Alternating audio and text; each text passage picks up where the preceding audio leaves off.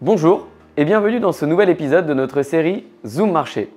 L'actualité du mois de juin a été particulièrement riche et ce sur de nombreux aspects. Sur le plan monétaire, nous avons assisté enfin à une première baisse des taux directeurs de la BCE de 0,25%, faisant ainsi passer le taux de refinancement de 4,50 à 4,25%. Fait assez rare pour être souligné, la BCE aura donc entamé son cycle de baisse avant la Fed. Toutefois, la prudence reste de mise quant à la poursuite du rythme des baisses à venir en raison des prévisions d'inflation légèrement révisées à la hausse pour 2024 et 2025. De son côté, la Fed a donc maintenu ses taux encore une fois inchangés, ajustant même les projections de normalisation monétaire avec plus qu'une seule baisse probable en 2024 contre 3 lors des dernières estimations. En particulier, la Fed ne souhaiterait pas parasiter les prochaines élections présidentielles de novembre. Sur le plan macro en Europe, les prévisions de croissance ont été légèrement révisées à la hausse avec des données économiques plutôt bonnes et des signes modestes de reprise, comme un PIB de la zone euro en progression plus importante qu'attendue au premier trimestre.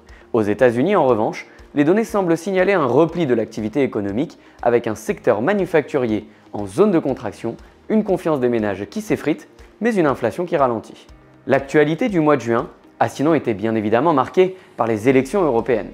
Si la présidence de la Commission ne devrait pas être modifiée, l'émergence des partis d'extrême pourrait rendre les décisions de gouvernance plus incertaines.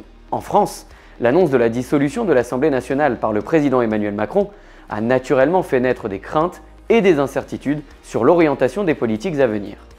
Si plusieurs scénarios se dessinent, les investisseurs émettent toutefois des doutes quant à la viabilité des mesures proposées par les différents partis. Sur le plan boursier, ces événements ont provoqué une correction du marché actions français avec un CAC 40 qui a dorénavant rendu l'intégralité de la performance réalisée depuis le début de l'année et une tension sur les taux souverains.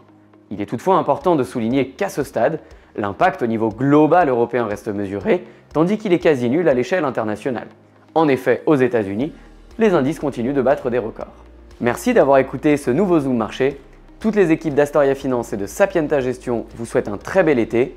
Nous vous donnons rendez-vous à la rentrée pour un nouvel épisode et d'ici là, n'hésitez pas à contacter votre conseiller habituel ou consulter nos actualités sur nos sites internet.